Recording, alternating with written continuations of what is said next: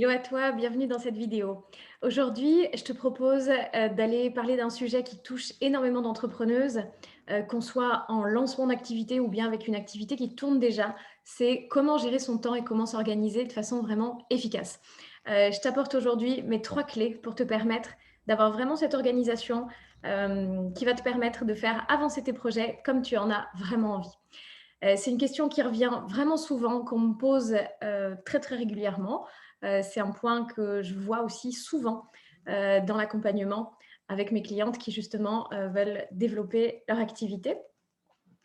Ça c'est vraiment en tout cas un point super important dans le développement de ton activité, parce que sans organisation, bah, qu'est-ce qui se passe? Le temps file, à toute vitesse.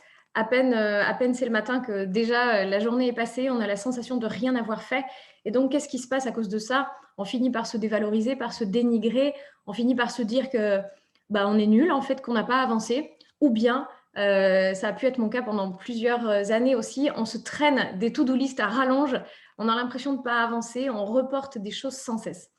Le 1er point sur lequel je voudrais, t'apporter vraiment mon éclairage et mettre beaucoup de conscience, c'est, la connexion avec tes valeurs.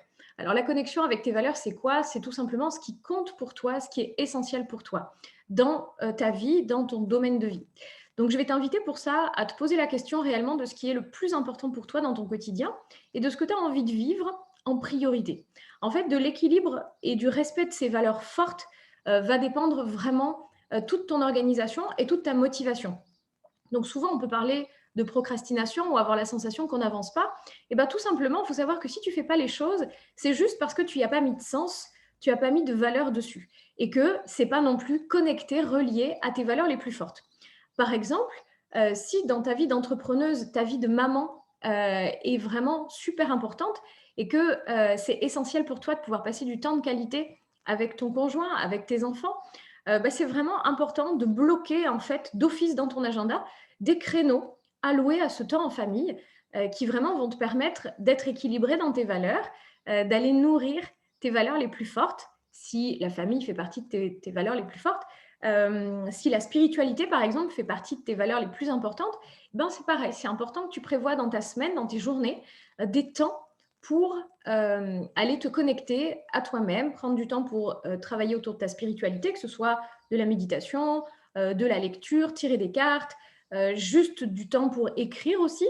Mais vraiment, en tout cas, je t'invite à avoir ce focus-là, de bien prendre conscience du fait que tu dois laisser une place dans ta vie, dans ton quotidien, dans tes journées, dans tes semaines. Donc, ça peut être quotidiennement ou plusieurs fois dans la semaine.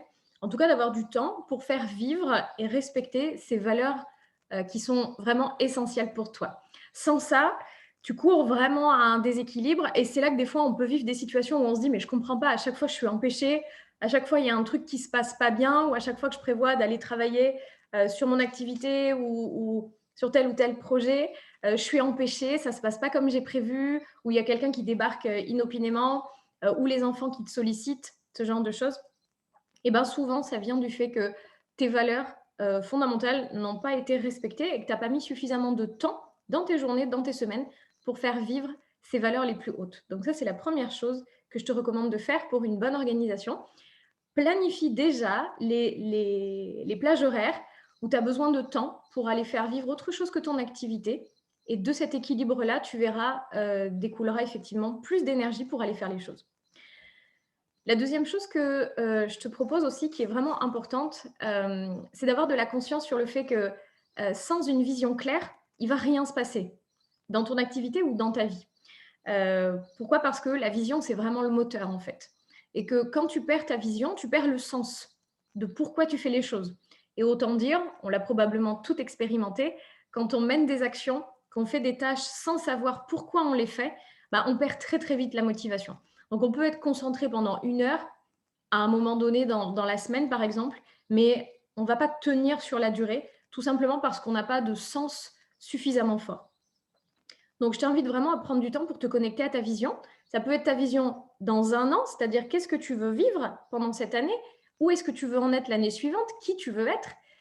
Quel thérapeute, quelle entrepreneuse tu veux incarner? Comment tu veux ta vie? Et puis, tu peux le rapprocher aussi un petit peu plus près de toi.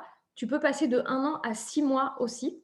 et avoir ta vision de où tu veux en être dans 6 mois, qu'est-ce que tu veux avoir accompli dans 6 mois. C'est vraiment super important d'avoir une vision très, très claire sur ça, parce que c'est vraiment ce qui va te donner l'énergie, en fait. Ça va vraiment diriger tes efforts, diriger ton énergie à faire se développer les projets qui te tiennent à cœur.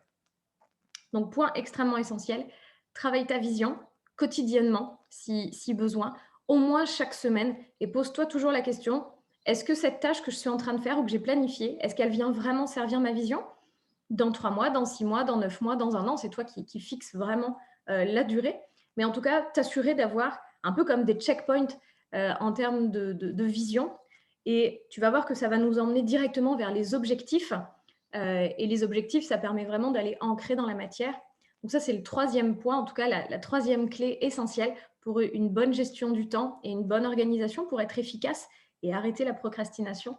On n'aime pas forcément ça quand on est voilà, soit créative ou dans la spiritualité.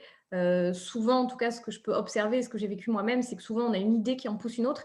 On a envie de faire plein de choses, on aime la création, on aime mettre des nouvelles choses en place, mais très rapidement, on s'essouffle, tout simplement parce qu'on manque d'un fil conducteur. Donc, ce fil conducteur, il va être déterminé par ta vision qu'on a vue précédemment, et ça va te permettre d'aller matérialiser, écrire concrètement des objectifs. Les objectifs, contrairement à la vision, les objectifs, ils sont mesurables, ils sont quantifiables.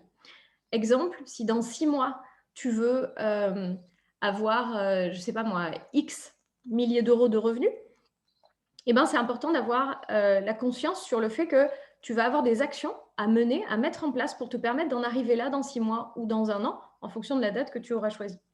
Donc, dans tes objectifs, je t'invite vraiment, en fonction de ta vision, à fixer des dates précises, à les écrire concrètement et à aller regarder avec un rétro-planning qui va revenir en arrière de 6 mois à 5 mois, 4 mois, 3 mois, 2 mois, 1 mois jusqu'à aujourd'hui, et regarder toutes les actions qui sont nécessaires de mettre en place pour pouvoir atteindre ton objectif dans les 6 mois.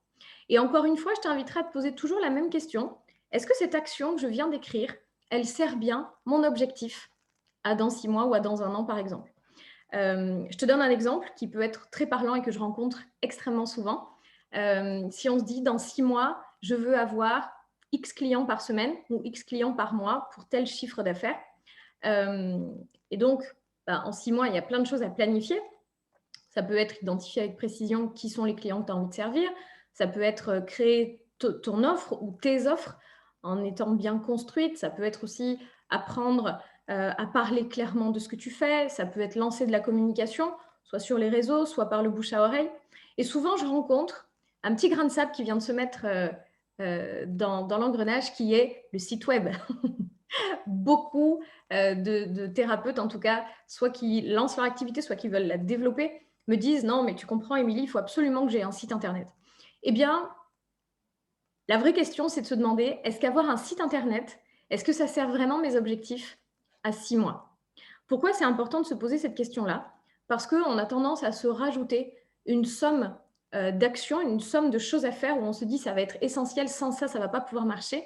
Sauf qu'en fait, on oublie de voir qu'il y a plein d'autres façons d'aller chercher nos objectifs. Et que c'est important d'avoir de la conscience. Pourquoi je prends l'exemple du site web? Parce qu'il revient très, très souvent. Et puis parce que quand on ne maîtrise pas ou quand on ne sait pas forcément comment faire, ça devient une montagne finalement à faire. C'est long, sauf quand on maîtrise ou quand on a quelqu'un vraiment qui peut le faire pour nous. Mais ce n'est pas forcément évident, c'est un vrai métier. Et puis, l'utopie, c'est de croire que quand on va avoir un site web en ligne, les gens vont se précipiter, ils vont nous appeler tout le temps. Ça, c'est une vraie utopie, ce n'est pas la réalité. Oui, c'est bien d'avoir un site web, mais ce n'est pas du tout une obligation pour faire se développer, pour faire décoller son activité. On peut le faire de plein d'autres façons. Et c'est important, en fait, d'avoir à l'esprit, d'avoir de la conscience sur le fait que créer un site web, par exemple, c'est long. Ça demande aussi d'avoir énormément de clarté sur le message, parce que un site web, c'est comme la communication orale. Si tu n'es pas clair avec ce que tu proposes, avec ce que tu veux offrir, tu ne le seras pas non plus sur un site web et donc il n'y aura pas d'efficacité sur ce site web. Et c'est vraiment de se poser la question, est-ce que cette action-là, de créer un site web qui va me prendre X semaines ou X mois, est-ce que c'est vraiment ça qui va me permettre d'atteindre mes objectifs? Et en l'occurrence, je pense plutôt aux objectifs financiers, que ce soit en termes de nombre de clients ou en termes de volume de chiffre d'affaires. Donc vraiment, je t'invite à avoir cette clarté-là. À la fois vérifier que tu as un bon équilibre avec tes valeurs. Ça, c'est super important parce que si tu as pas cet équilibre-là, et ben, précisément, ça se passera pas comme tu as prévu. Tu auras pas envie, tu vas procrastiner, tout simplement parce que tes valeurs hautes n'auront pas été suffisamment nourries. Donc ça, c'est vraiment essentiel. Deuxième point, te connecter très régulièrement à ta vision pour savoir exactement ce que tu veux réaliser, ce que tu veux vivre. Pose-toi ces questions-là et ça va te permettre de diriger ton énergie là où ça a vraiment du sens pour toi. Et puis troisième point, fixe-toi des objectifs chiffrés avec des dates sous forme de rétro-planning, de façon vraiment à garder la clarté sur ce que tu as à faire, à ne pas te disperser, parce qu'on se disperse très très vite. Voilà, première, si on ne garde pas ce fil conducteur, ce focus, on peut être happé de partout, on peut avoir plein d'autres idées, sauf que concrètement, quand on est honnête avec soi-même, on se rend compte que ben, il n'y a pas grand-chose qui a avancé, et finalement nos rêves, on se dit ben mince, j'y arriverai jamais. En fait, tes rêves, ils sont tout à fait accessibles, il n'y a aucun problème.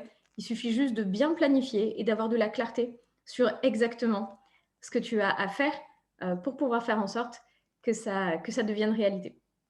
Et puis en faisant tout ça, en allant à la fois repositionner tes valeurs, connecter ta vision et mettre des objectifs, tu fais deux choses très intéressantes. La première, c'est que tu vas conditionner ton cerveau à vraiment diriger ses efforts pour atteindre ces objectifs-là et donc avoir les résultats dont tu as envie, que tu avais connectés dans ta vision. Donc ton cerveau, il va devenir focus. Si en plus tu prévois des plages horaires, eh ben, il va réaliser exactement ce qu'il a besoin de réaliser dans le temps que tu vas lui donner. Donc ça, c'est intéressant de lui donner une limite de temps. Sinon, par défaut, il prendra tout le temps qui est disponible. C'est ce qui fait souvent qu'on peut être très efficace en urgence. C'est qu'on fait à la dernière minute puisqu'il n'y a plus de temps. Donc au moins, on n'a plus le choix. Donc vraiment, tu permets à ton cerveau d'être focus sur les tâches que tu veux voir se réaliser. Et puis, la deuxième chose que tu fais avec tout ça, c'est aussi d'activer très très fort la loi d'attraction. Et vraiment, tout ce que tu n'auras pas matérialisé, tout ce que tu n'auras pas écrit, planifié, listé, n'a absolument aucune chance de se réaliser. Donc, je t'invite vraiment à mettre du focus, à prendre du temps sur ces 3 points, valeur, vision, objectif, chiffré avec des dates, de façon à faire en sorte que tes objectifs puissent vraiment être menés à terme. À très bientôt. Bye bye.